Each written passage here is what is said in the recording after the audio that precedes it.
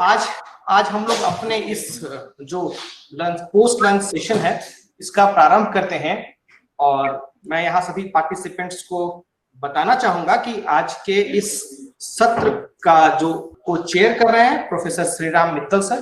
Professor Shriram Mittal sir के बारे में बोलना कुछ बिल्कुल अचरज होगा कि आप में से कौन उन्हें नहीं जानता होगा। मुझे ये पूरा विश्वास है कि आप में से सब लोग सर से परिचित होंगे। सर पूरे विश्व में जो दृष्टि बाधा के क्षेत्र में कुछ चुनिंदा लोग ही हैं जो दृष्टि बाधा को एक चुनौती के रूप में पार करके भी इस एक बड़े मुकाम तक पहुंचते हैं। तो सर हमारे बीच आज हैं। सर इस सेशन को चेयर करेंगे। सर दिल्ली यूनिवर्सिटी में प्रोफेसर रहे, वहां से रिटायरमेंट लिया है। उससे पहले भी सर प्रोफेसर रहे, एसोसिएट प्रोफेसर रहे जामिया मिलिया इस्लामिया सेंट्रल यूनिवर्सिटी में। और सर NIPVD जो देहरादून में उस समय नाम इसका NIVS था, वहां पर भी सर ने अपनी सेवा दी है। और यहाँ पर भी जो जितने भी teacher education programs, visually impaired बच्चों के से संबंधित जो टीचर प्रिपरेशन प्रोग्राम्स थे उनको उन्होंने यहाँ शुरू भी कराया, उनके मार्गदर्शन में स्टार्ट भी हुआ और उन्होंने काफी उसको एक नए मुकाम पे पहुंचाया। तो आज सर हमारे पास हमारे साथ उपलब्ध हैं, इस कार्यक्रम की अध्यक्षता कर रहे हैं, इस सत्र की अध्यक्षता कर रहे हैं। इस सत्र में मैं सभी प्रतिभागियों का स्वागत करता हूं, सभी पार्टिसिपेंट्स का मैं वेलकम करता हूं on behalf of NIPVD Dehradun. मैं इस सत्र में हमारे जो 3 प्रमुख वक्ता हैं, आज के जो आमंत्रित वक्ता हैं, इनवाइटेड स्पीकर हैं, उन तीनों का भी स्वागत करता हूं। आज हमारे पहले वक्ता के रूप में डॉक्टर योगेंद्र पांडे सर होंगे, बनारस हिंदू यूनिवर्सिटी वाराणसी में। दूसरे वक्ता के रूप में हमारे बीच होंगी डॉक्टर नीतिका मेंदिरत्ता मैम, जो प्रेसिडेंट है SCSR फरीदाबाद से हैं। और तीसरे वक्ता के रूप में हमारे साथ हैं डॉक्टर श्रीप्रिया मैडम, जो असिस्टेंट प्रोफेसर हैं NIPVD जो निपेड का रीजनल सेंटर है चेन्नई में, वहां की वो प्रभारी भी है। और इस प्रकार से हमारे 3 वक्ताओं का आज हमें सुनने का मौका मिलेगा। मैं आज अपने सत्र के अध्यक्ष से अनुमति चाहूंगा। With the permission of chair, now I want to invite Dr. Nitika Mendirattta ma'am. I want to just get permission from chairperson again. Dr. Pankaj, you can. So now I inviting Dr. Nitika Mendirattta ma'am, जो president है society for advance studies in rehabilitation Haryana Faridabad में। काफी अनुभव है madam का disability के field में। और सबसे अच्छी बात है कि मैडम एक क्रॉस डिसेबिलिटी अप्रोच में काफी एक निपुणता या कुशलता रखती हैं। मुझे भी कुछ अवसर मिला इनके साथ जुड़ने का किसी प्रोग्राम्स में, तो जिससे मैं समझ पाया कि मैडम कितनी गंभीरता से चीजों को लेती है और किस रूप से डिसेबिलिटी के एस्पेक्ट को देखती है। मैडम एम्पैथी को पूरी तरह से धारण करती हैं। और इनके बारे में बताना चाहूंगा कि ये मैम ID की एक विशेषज्ञ के रूप में एक स्थापित नाम है। और प्रेजेंटली जो SASR एक संस्था है उसमें वो प्रेसिडेंट और CEO के रूप में है, काम कर रही हैं। उन्होंने काफी चैप्टर्स कंट्रीब्यूट किया है। RCI के जो एक्सपर्ट मेंबर्स के रूप में भी उन्होंने बहुत सारे मॉड्यूल डेवलपमेंट और डॉक्यूमेंट के डेवलपमेंट में काम किया है। मैडम का इसके अतिरिक्त कई सारे रिसोर्स, टूल्स एंड जो इंस्ट्रूमेंट्स हैं उनको बनाने में भी मैडम का काफी योगदान रहा है। तो मैं अब आमंत्रित करना चाहता हूं आज के जो हमारी वक्ता हैं डॉक्टर नीतिका मेंदिरत्ता मैम को। मैम आज अपने संबोधन हम सबके बीच साझा करेंगी और आज का उनके जो संबोधन है उसका विषय होगा inclusive education and universal design for developmental disabilities. और मैं पुनः मैम को आमंत्रित करता हूं निपेड के बिहाफ पे और आग्रह करता हूं कि आप अपना उद्बोधन यहाँ पे सबके बीच साझा करें, अपने एक्सपीरियंसेस को सबके साथ शेयर करें। Thank you doctor Pankaj. I hope I am audible. So सबको नमस्कार और एक बहुत बहुत गुड आफ्टरनून। एंड शुरुआत में सबसे पहले मैं NIPVD को धन्यवाद करना चाहूँगी for providing me this platform to share my views on the topic today, and specifically doctor Vinod Ken for providing me this opportunity, and also Dr. Pankaj for the generous introduction. It gives me immense privilege and honor to be part of this session, that is chaired by Professor SR Mittal sir, and also to be part of such an esteemed panel. So बहुत धन्यवाद मुझे ये opportunity देने के लिए। Presentation शुरू करने से पहले, क्योंकि हम डेवलपमेंटल डिसेबिलिटीज़ के लिए बात कर रहे हैं, तो मैं ब्रीफली शेयर करना चाहूँगी कि what are the developmental disabilities I kept in mind while preparing this presentation. We are referring to any disability that has an impact on the intellectual or cognitive functioning of an individual, along with an impact on their adaptive behaviors, चाहे वो communication के माध्यम से हो, चाहे वो social skills के माध्यम से हो, conceptual skills हो या practical skills हो. So for example, intellectual disability, autism, specific learning disability, multiple disability, or cerebral palsy. These are all the disabilities that I've kept in mind while preparing this presentation. And also the current body of research जो है on UDL and its application on inclusive education for children with these forms of disabilities, चाहे वो instructional activities के माध्यम से हो, चाहे वो variety of intervention जो दिया जाता है, जैसे कि adapted stories हो इंडिविजुअल सपोर्ट करने के लिए, या फिर जनरल एजुकेशन करिकुलम को सपोर्ट करने के लिए, या फिर लर्निंग आउटकम्स हो, चाहे स्टूडेंट इंटरेक्शन के बदलाव जो हम करते हैं, नॉलेज गेन के ऊपर कैसे हम काम करते हैं in a self contained general education setting. So वो सारा बहुत रिसेंट रिसर्च सपोर्ट करता है कि कैसे यूडीएल उनके लर्निंग आउटकम्स को एनहांस कर सकता है. सो अभी ऑलरेडी योगेंद्र सर ने बहुत अच्छे से एक्सप्लेन कर दिया है इंक्लूसिव एजुकेशन के बारे में, मगर फिर भी since we're beginning to discuss about, we're beginning to explore the UDL from the perspective of developmental disabilities, I would want all of us to reflect upon these 5 areas of curriculum design. So जब भी हम UDL के माध्यम से और खासकर inclusive education में focus करने की बात करते हैं, these are few essential pillars जो हमें हेल्प करते हैं इंक्लूजन अचीव करने के लिए, and also they help us in creating secure, accepting, a collaborating and a stimulating environment at school that can ensure the highest level of achievements for all the students. So चाहे जब हम design कर रहे होते हैं environment या goals, materials, या फिर हम जो teaching strategies और approach यूज़ करने वाले हैं, या मूल्यांकन और आंकलन करने के माध्यम इस्तेमाल करने वाले हैं, उन सबको हम बैरियर फ्री कैसे बना सकते हैं, उस पर ज़रूर हमें सोचना चाहिए. So that in turn will lead us to making the process and the environment much more inclusive.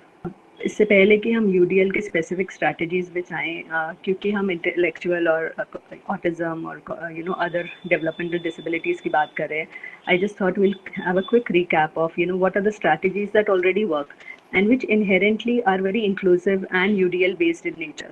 So सबसे पहले अगर हम देखें तो हम इन सारे डिसेबिलिटीज़ के लिए बात करते हैं कि सिस्टमैटिक इंस्ट्रक्शंस होना चाहिए, कि हमें वी शुड बी प्लानिंग कि उनको वेट टाइम क्या है, उनको अमाउंट ऑफ हेल्प हम कितना दे रहे हैं, कैसे हम एक्टिविटीज़ को एररलेस लर्निंग के बेस पे बना सकते हैं, कैसे हम especially when we're talking of ID and autism, we're talking about consistent instructions कि कैसे हम उसको सेम रिपीटेड तरीके से कोई एक्टिविटी को प्रेजेंट कर सकते हैं. So this is a strategy we already know that works with children with developmental disability, and it is very universal in nature. It would work with anyone. Similarly, the second strategy that we all are aware of is the system of prompting. चाहे हम सबको मालूम है, हम सब ने पढ़ा है कि कैसे हम प्रॉम्प्टिंग हायरार्की की बात करते हैं और कैसे बहुत एसेंशियल है फेडिंग को हमको धीरे धीरे रिड्यूस करना. So how can we go from maximum prompt to the least prompt, चाहे वो फिजिकल असिस्टेंस से हम शुरुआत करके कैसे हम क्यूइंग और इंडिपेंडेंट फंक्शनिंग तक जा सकते हैं, वो भी एक यूनिवर्सल डिज़ाइन का हिस्सा है जो सभी पे काम कर सकता है, नॉट जस्ट चिल्ड्रन और adults with developmental disabilities. These are few more examples of strategies that work and are also again very universal in nature. Visual supports. इसमें मैंने स्क्रीन पे कुछ एग्जांपल्स दिए हुए हैं जो विजुअल सपोर्ट्स के एग्जांपल हैं, और सिर्फ ये नहीं, ऐसे विजुअल सपोर्ट्स आप वीडियोस के माध्यम से भी इस्तेमाल कर सकते हैं. जैसे आप लेफ्ट में देखेंगे एक टेबल सेट करने का अगर हम गोल लेते हैं, तो हमने एक विजुअल टेबल के ऊपर ही एक पोस्टर सा चिपका रखा है कि प्लेट कहाँ आएगी, चम्मच कहाँ आएगा, नाइफ कहाँ आएगी, फोक कहाँ आएगा, कटोरी किधर आएगी. उसके लेफ्ट में अगर आप देखेंगे तो हमने एक छोटा सा चार्ट बना रखा है स्टेप बाय स्टेप जाने के लिए कि सबसे पहले आपको क्या रखना है, उसके बाद क्या रखना है. So that can help any child, not just in children with developmental disabilities, but it can help any child to learn the task in a better way. Similarly strategies like task analysis, जिसका एक example आपके screen पे है कि अगर हम बच्चे को खिड़की साफ करने का अगर हम प्रोसेस बताते हैं, तो अगर हम उसको छोटे छोटे हिस्सों में बंटवारा कर दें और उसको छोटे छोटे स्टेप्स में मास्टरी कराने की पहले कोशिश करें और फिर उस टास्क को हम चेन करके सिखाएं, तो बहुत आसान हो जाता है। और ये आसानी सिर्फ हमारे डेवलपमेंटल डिसेबिलिटीज़ के लिए नहीं, अगर हम रेगुलर बच्चों के लिए भी इस्तेमाल करेंगे। So again, this strategy is very universal in nature, and you may see this strategy already being implemented in play schools, जहाँ पे जनरल एजुकेशन के बच्चे आते हैं। उसके राइट में सबसे आखिर का एक और एग्जांपल है कि हम जैसे टाइम टेबल बनाते हैं तो बच्चे को, या फिर कोई भी एक्टिविटीज़ देते हैं, तो हम ऐसे पिक्चर इमेजेस भी दे सकते हैं जिसमें जो जो वो कार्य करता जा रहा है उसको मेमोरी और सपोर्ट करने के लिए हम उसके आगे एक चेक बॉक्स देते हैं कि वो उसको टिक कर दे कि उसने ये काम कर दिया। So इस तरीके के visual supports to help the child not just successfully and independently complete an activity, but also follow a schedule, are very helpful in an inclusive classroom and an inclusive setup. Not just, again, I would keep reiterating, not just for children with developmental or any form of disabilities, but for all children in general. Few other strategies that work: social stories, चाहे वो हम social understanding बढ़ाने के लिए बात करें या फिर कोई अननोन कॉन्सेप्ट को इंट्रोड्यूस करने की बात करें, उनके रूटीन में, खासकर जब हम ऑटिज्म के लिए बात करते हैं, उनके रूटीन या शेड्यूल में कुछ बदलाव के प्रति उनको प्रिपेयर करने के लिए इस्तेमाल करें। एजुकेशनल गोल्स कि उनसे क्या एक्सपेक्टेड है, वो एक्टिविटी में क्या करना है, उसको डिस्क्राइब करने के लिए भी हम सोशल स्टोरीज यूज़ कर सकते हैं। व्यवहारिक रिस्पॉन्सेस कैसे देने हैं किसी भी एक सोशल सेटअप के, उसके अंदर हम उनको डिस्क्राइब करने के लिए सोशल स्टोरीज़ का इस्तेमाल करते हैं, या फिर कोई भी नया स्किल सिखाने के लिए भी हम सोशल स्टोरीज इस्तेमाल करते हैं। कुछ एग्जांपल्स नीचे उसमें मैंने दिए हैं कि कैसे हम चाहे वर्ड डॉक्यूमेंट्स इस्तेमाल करें, कोई पोस्टर बना के इस्तेमाल कर सकते हैं, पीपीटी बना सकते हैं, कोई फोटो स्टोरी बना सकते हैं, कोई फोटो या written phrase level. Again it would depend upon the level and the abilities of the child. We can also prepare a small book with phrase level or photos of the child doing that activity. We can engage in role play, or we can use videos of the child or of or someone else doing the activity that the child can observe and do himself or herself. अब जब हम universal design of learning की बात करें, already Yugendra sir ने explain किया है, and I am sure in the following session it will be discussed in depth, but briefly I would want to throw light on the 3 principles of universal design again. कि सबसे पहले तो हम बात करते हैं रिप्रेजेंटेशन में, हम बात करते हैं कि कैसे आप इंफॉर्मेशन को डिफरेंट वेज में प्रेजेंट कर सकते हैं ताकि वो बच्चा अपना प्रतिनिधित्व कर पाए अपनी जानकारी के बारे में। फिर हम एक्शन और एक्सप्रेशन की जब हम बात करते हैं, it allows approaching to the learning tasks, या जो भी हमारे एक्टिविटी हम कर रहे हैं उसमें बच्चे को मौका देता है कि वो कैसे डेमोन्स्ट्रेट कर सकता है, अपने अभिव्यक्ति को कैसे दिखा सकता है। फिर हम बात करते हैं एंगेजमेंट की, जहाँ पे हम ऑफर करते हैं ऑप्शंस जिसमें बच्चे को एंगेज और उसके इंटरेस्ट को मेंटेन और सस्टेन करने के लिए हमको मदद मिलती है। तो ये 3 बेसिक प्रिंसिपल्स हैं जिनके ऊपर आधारित है universal design of learning, or it somehow leads to learning opportunities for everyone, not just for children with developmental disabilities or any other disability. अब कुछ UDL strategies हैं जो हम सब यूज़ करते हैं, और शायद हम लोग को जानकारी नहीं थी कि हम वो UDL बेस्ड स्ट्रैटेजीज़ हैं। जैसे हम सारे लोग, चाहे हम किसी भी डिसेबिलिटी एरिया के एक्सपर्टीज़ हमारे पास हो, हम सारे लोग रीइंफोर्समेंट बेस्ड स्ट्रैटेजीज़ यूज़ करते हैं। That is a way where we use the multiple means of engagement, कि हम बच्चे को बार बार अलग अलग माध्यम से प्रोत्साहन देके उसको एंगेजमेंट को सस्टेन करते हैं, उसको मोटिवेटेड रखते हैं, उसको उसका इंटरेस्ट बनाए रखते हैं। So reinforcement based strategies that we use in day to day life is a very strongly inbuilt UDL based strategy. Similarly हम इस्तेमाल करते हैं, खासकर इंक्लूसिव सेटअप्स में हम पीयर ट्यूटरिंग का बहुत इस्तेमाल करते हैं, जो कि मल्टीपल मीन्स ऑफ एक्सप्रेशन और एंगेजमेंट पे आधारित है UDL के प्रिंसिपल पे। सो चाहे हम बच्चे को अभिव्यक्ति करने के लिए मौका देते हैं, उसके जो सहपाठी हैं उनके थ्रू हम उसको कोचिंग कराते हैं, उसके थ्रू हम उसको बडी सिस्टम में अलग अलग एक्टिविटीज़ में पार्टिसिपेट कराते हैं, उसके सोशल स्किल्स एनहांस करने का मौका देते हैं, उसको एक्सप्रेस करने का मौका देते हैं, और अगेन एंगेजमेंट में भी उसको मोटिवेशन मिलता है कि उसके हम उम्र उसके दोस्त सारे उसके इनकरेज करते हैं कोई एक्टिविटी में पार्टिसिपेट करने के लिए। सो वो भी एक बहुत ही इंट्रिंसिकली यूडीएल बेस्ड स्ट्रैटेजी है जो हम बहुत सालों से, जब से शायद हम फील्ड से जुड़े हैं, हम लोग इस्तेमाल कर रहे हैं, मगर शायद हमें जागरूकता नहीं थी कि वो यूडीएल बेस्ड स्ट्रैटेजी है। एक और स्ट्रैटेजी जो हम सब लोग ऑलरेडी इस्तेमाल करते हैं सभी बच्चों के साथ, कोई पर्टिकुलर डिसेबिलिटी के साथ नहीं, बट हम कम्युनिटी बेस्ड इंस्ट्रक्शंस, बट हाँ पर्टिकुलरली हम डेवलपमेंटल डिसेबिलिटीज़ के लिए, क्योंकि हम ठोस ठोस चीज़ों पे ट्रेनिंग करने के ज़्यादा महत्व रहता है उसके अंदर।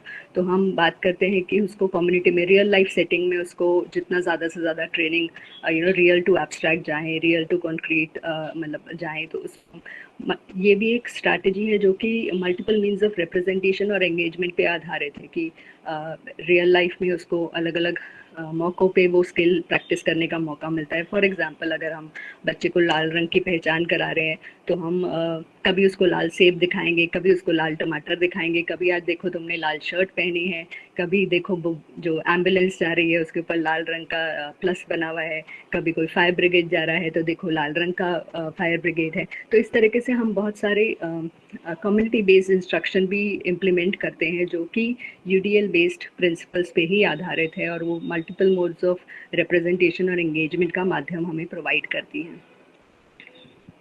अब जब हम प्लान करें यूडीएल इस्तेमाल करने के लिए तो हम कैसे प्लान करें? ये एक छोटा सा इमेज है जिसमें एक मैंने साइकिल के तौर पे दिखाया है कि सबसे पहले तो नेक्स्ट स्लाइड में हम इसको थोड़ा ब्रीफली डिस्कस करेंगे, बट कैसे हमको आइडेंटिफाई करना है कि और हमको फोकस करना है हु पे इंस्टेड ऑफ व्हाट पे, कि हमको बच्चे के ऊपर, बच्चा क्या जानता है, बच्चे का क्या लेवल है, बच्चे का क्या लर्निंग नीड है, उसको हमें पहले समझना है rather than what we are planning for the child to learn. So उस पर हमारे को सबसे पहला ध्यान देना है। उसके बाद हमको ध्यान देना है कि हमारा गोल क्या है, इंटेंशन क्या है। उसके बाद हम जाएंगे क्या क्या बैरियर्स आ सकते हैं बच्चे को ध्यान में रखते हुए और उसको हम कैसे रिमूव कर सकते हैं। क्या हम यूनिवर्सल सपोर्ट्स प्रोवाइड कर सकते हैं जो बच्चे को मदद करेगा वो काम सीखने के लिए।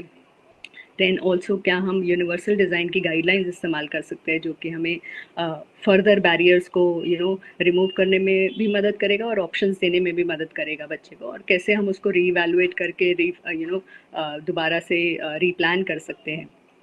सो जब हम गैदर करेंगे, सबसे पहला हमारा स्टेप होगा कि बच्चे के बारे में ज़्यादा से ज़्यादा जानकारी को हम गैदर करें। as I said, let's start with who and not what. So and then create barrier free goals and objectives.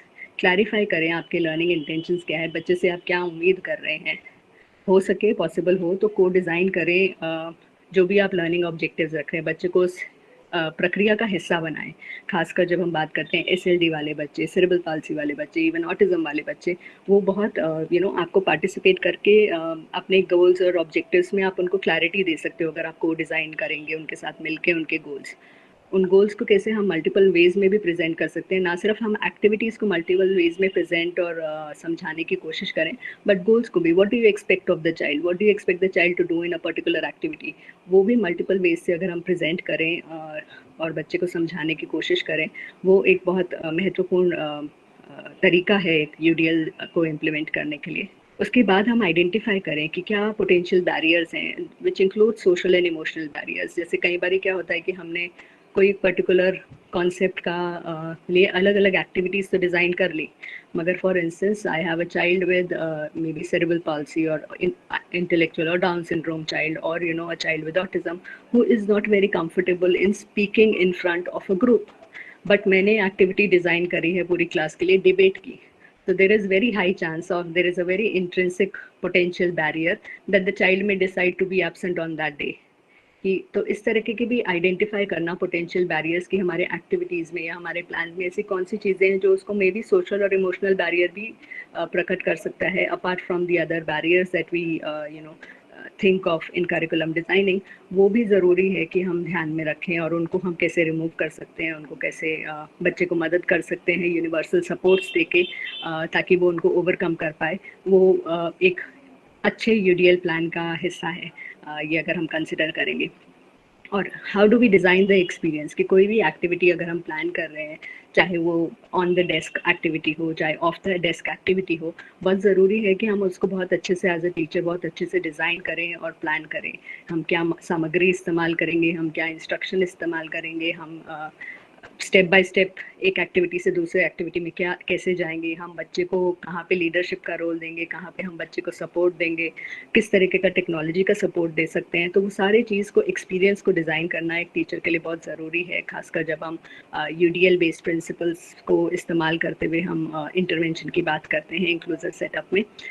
और सबसे महत्वपूर्ण कि जब हम टीच कर रहे हैं तो उसके आउटकम्स देखें, कहाँ पे हमें चैलेंजेस आए, कहाँ हमें लगता है कि बदलाव अगर करेंगे तो शायद और भी बेहतर रिजल्ट्स अचीव हो सकते हैं। तो उसको इवैल्यूएट करें टीच करने के बाद, और उसको कैसे फिर बदलाव करके रिवाइज करके रीडू कर सकते हैं, वो भी एक बहुत अच्छे सक्सेसफुल प्लान की हम बात करते हैं यूनिवर्सल डिज़ाइन के थ्रू। अब कुछ यूडीएल स्ट्रैटेजीज मैं शेयर करना चाह रही थी, क्योंकि I decided to planned my presentation in a style where I can share a lot of examples with all of you, so that when we go back to our classrooms and implement these things with our students, we take some examples back. So कुछ UDL strategies हैं, जैसे कि अगर आप अपने screen पे देखेंगे right side में एक रीडिंग मटेरियल को अडाप्ट करा गया है।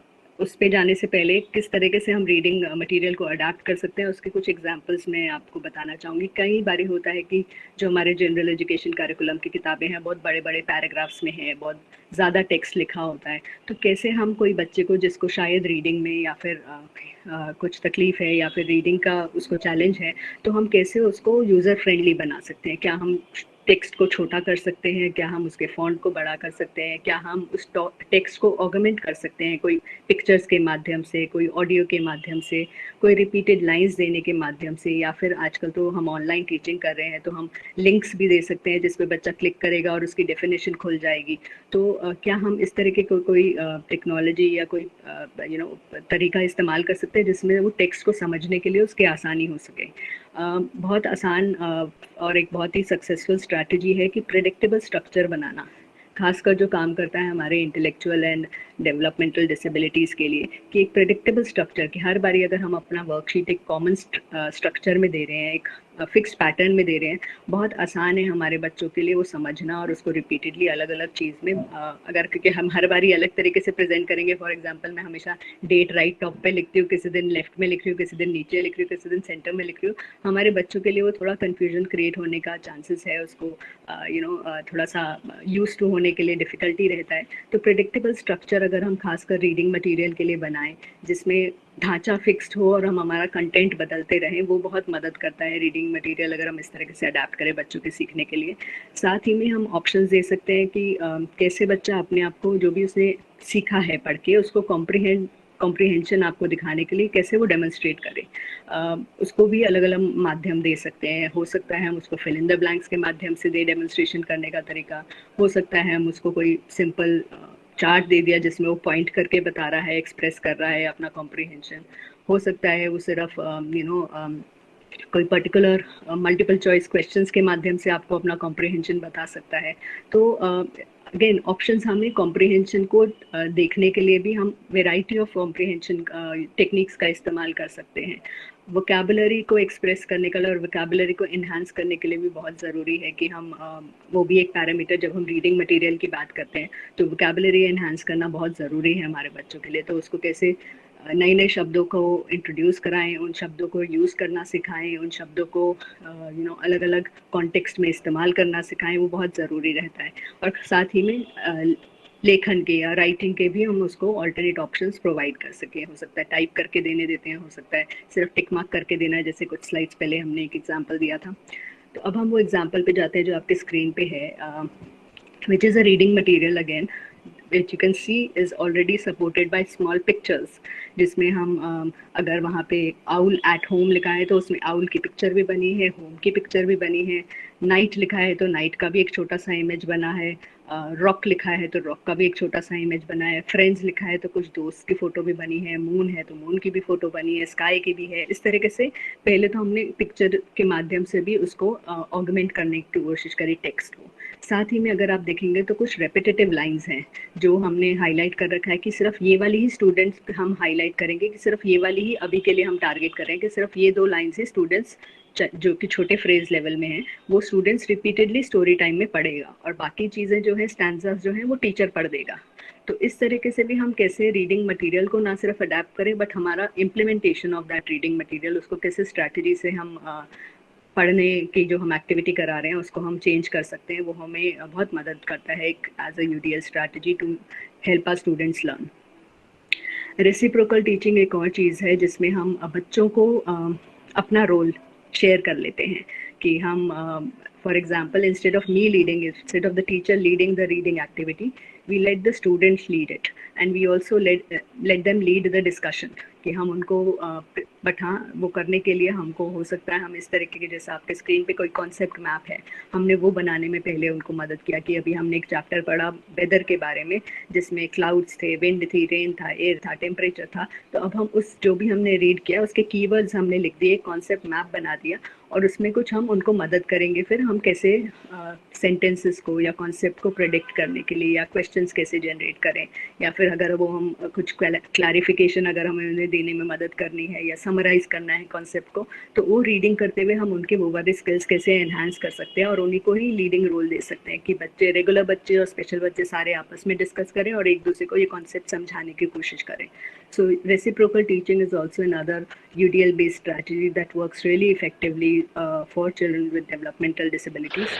So कुछ और strategy है जो कि UDL based है, promoting peer relationships एक natural support में वो बहुत मदद करता है। जैसे हम थोड़ी देर पहले भी बात कर रहे थे कि बडी सिस्टम और पीयर सपोर्ट जो है वो एक इंट्रिंसिकली यूडीएल बेस्ड स्ट्रैटेजी है, उसमें हमें बस ध्यान देना है कि हम कैसे प्रॉक्सिमिटी बना सकते, इंक्रीज कर सकते हैं एक इंक्लूसिव एजुकेशन सेटअप में, चाहे वो सेम सेटिंग के अंदर हो, क्लासरूम के अंदर हम सपोर्ट की बात करें, कोई पर्टिकुलर एक्टिविटी में सपोर्ट की बात करें, आउट ऑफ क्लासरूम में सपोर्ट की एक्टिविटी करें, तो कैसे अलग अलग बच्चों को हम क्या क्या जिम्मेदारी दे सकते हैं, उनकी प्रॉक्सिमिटी। कई बार क्या होता है इंक्लूसिव स्कूल में स्पेशल नीड्स बच्चा जो है वो एक टीचर के साथ, स्पेशल एजुकेशन टीचर के साथ ही एसोसिएट होकर रह जाता है और उसका सहपाठियों के साथ जो लिंकेज है वो ज़्यादा से ज़्यादा सिर्फ लंच टाइम में या स्पोर्ट्स में या असेंबली में ही सीमित रह जाता है। तो वो हमें ज़रूर देखना है कि कैसे हम उनकी प्रॉक्सिमिटी यानी कि उनके बीच की जो दूरी है उसको कैसे रिड्यूस करें, ताकि हम अलग अलग एक्टिविटीज़, अलग अलग सेटिंग्स में उनके रिलेशनशिप को बढ़ावा देने की कोशिश कर सकते हैं और अपॉर्चुनिटीज़ इंक्रीज कर सकते हैं उनके सोशल कॉन्वर्सेशंस की या टास्क स्पेसिफिक कोई भी काम कर रहे हैं वो स्पेसिफिक कॉन्वर्सेशंस की, ताकि उनमें म्यूचुअल इंटरेस्ट भी बढ़े और कम्युनिटी और स्कूल के जो इवेंट्स हैं उसमें वो एक साथ पार्टिसिपेट भी करें। और साथ ही हमें पैरेलली काम करना है स्किल्स जो कि स्टूडेंट्स विद डिसेबिलिटी और स्टूडेंट्स विदाउट डिसेबिलिटीज़ दोनों के स्किल्स को हम कैसे इम्प्रूव कर सकते हैं एक साथ एक इंक्लूसिव एनवायरनमेंट में सीखने के लिए, चाहे वो हमारे स्पेशल नीड्स बच्चों का कम्युनिकेशन और सोशल स्किल्स में यूजुअली जो लैग रहता है उनको हम कैसे इम्प्रूव करने के लिए काम कर सकते हैं, और जो हमारे स्टूडेंट्स विदाउट डिसेबिलिटीज़ हैं उनके अवेयरनेस और उनकी सेंसिटाइजेशन पे हम कैसे काम कर सकते हैं, जो कि एक नेचुरल सपोर्ट की तरह से प्रोवाइड कर सकता है एक यूडीएल स्ट्रैटेजी को इम्प्लीमेंट करने के लिए। आखिरी पॉइंट्स मैं बहुत क्विकली शेयर करना चाहूँगी, कैसे हम यूडीएल के हम शुरुआत तो करेंगे बट शुरुआत करने के बाद हमको कैसे उसके प्रोग्रेशन रूब्रिक भी बनाना है, एज अ टीचर हमारा जिम्मेदारी बनता है। तो उनके लिए कुछ मैंने एग्जांपल्स लिखे जो मैं शेयर करना चाहूँगी बहुत quickly, so that I don't take an extra time. तो मल्टीपल की जब हम बात करते हैं तो हमको धीरे धीरे प्रोग्रेशन बनाना है कि शुरुआत में फॉर एग्जांपल हमने कोई एक पर्टिकुलर अलग एक्टिविटी दी उसको एंगेज करने के लिए, कोई और तरीके का इंटरेस्ट डेवलप करने के लिए उसका कोई मनपसंद चीज़ इस्तेमाल किया, तो बट उसमें भी हमें काम करना है कि कैसे हम इंडिविजुअल चॉइस और ऑटोनॉमी को बढ़ावा दे सकते हैं, यानी कि बच्चा अपने आप से खुद चुने कि 4 अगर हमने ऑप्शंस दिए हैं तो 4 ऑप्शंस में से वो चुने कि आज उसको कौन सी एक्टिविटी करनी है। कैसे हम डिस्ट्रैक्शंस और थ्रेट को कि उसका अटेंशन चले जाए, डिस्ट्रैक्शंस वगैरह को मिनिमाइज करने के लिए हम क्या कर सकते हैं हमारे क्लासरूम में। कोलैबोरेशन और कम्युनिटी, जैसे हम पीयर सपोर्ट की अभी बात कर रहे थे, उसको कैसे हम फॉस्टर कर सकते हैं, हमें repeatedly over a period of time उस पर काम करना चाहिए। हमको वेरी करना चाहिए हमारा डिमांड्स एंड रिसोर्सेज कि बच्चे के साथ over a period of time अगर हम एक ही डिमांड, एक ही एक्सपेक्टेशन रखें, एक ही गोल पे काम करें या एक ही रिसोर्स के साथ बार बार काम करते रहें, अगेन वो एंगेजमेंट को धीरे धीरे रिड्यूस करता है, उसके इंटरेस्ट को रिड्यूस करता है। तो उसको कैसे वेरी करके रखें वो हमें ध्यान में रखना है। मास्टरी ओरिएंटेड फीडबैक हम ज़्यादा दें। एज टीचर्स कई बार क्या होता है हम बहुत आदत पड़ जाता है कि हम बार बार कहाँ गलत है उसको मार्क करते हैं, कहाँ क्या बदल के उसको करना है उस पर बात करते हैं, कहाँ उसने गलती कर दी उससे बात करते हैं, मगर उसने किस चीज़ को मास्टरी कर लिया और कैसे पॉजिटिव हम इन्फोर्समेंट और पॉजिटिव फीडबैक दे ताकि उसकी मास्टरी को इंक्रीज करने के लिए वो इंट्रिंसिकली मोटिवेटेड हो। वो भी एक बहुत इंपॉर्टेंट माध्यम है engagement को increase करने के लिए. Additionally, if we can teach the child on personal coping skills and strategies, and optimize the child's motivation is another means of enhancing the engagement.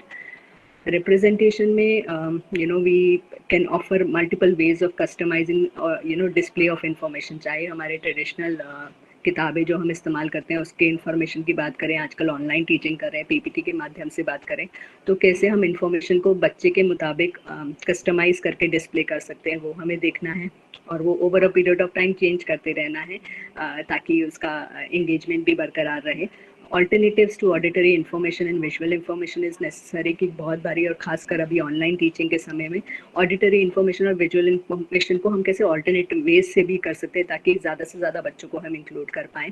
Vocabulary और सिंबल्स बहुत टेक्स्ट में इस्तेमाल होता है, उसको कैसे हम क्लैरिफाई कर सकते हैं और मल्टीपल मीडिया के माध्यम से इलस्ट्रेट कर सकते हैं, उससे हमें ध्यान देना है.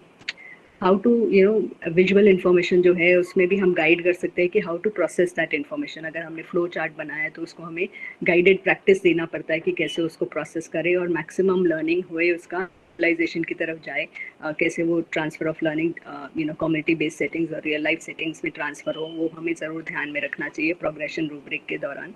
आखिरी में एक्सप्रेशन और एक्शन की जब हम बात करते हैं तो रिस्पॉन्स और नेविगेशन करने के लिए अलग अलग माध्यम देने चाहिए.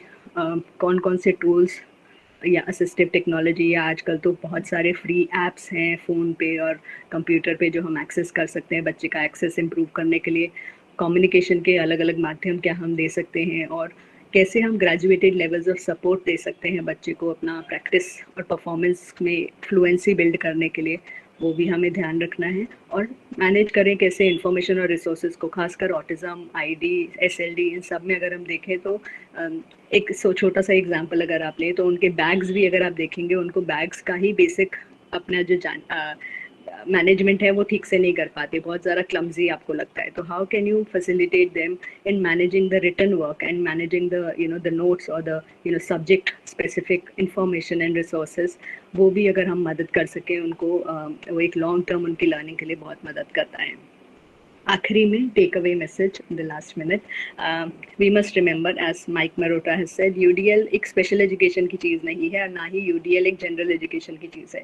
यूडीएल बस एक एजुकेशन की चीज़ है, उसको अगर हम ध्यान में रख कर चलें तो सब बच्चों को कैसे हम उसका फ़ायदा पहुंचा सकते हैं respective of the ability and skills, that's more important. These are the few reference. All of you for your attention, and I hope if there are any questions, I would be happy to address them. Thank you so much, ma'am, for beautifully explaining the different stages related to the universal design for learning, and you have focused all three key principles of UDL, that is multiple means of representation, multiple means of action and expression, and multiple means of engagement. And you have given so many abundant of examples related with the strategies need to be adopted in the classroom situation, and with reference to the developmental students having developmental disabilities. Thank you so much, ma'am.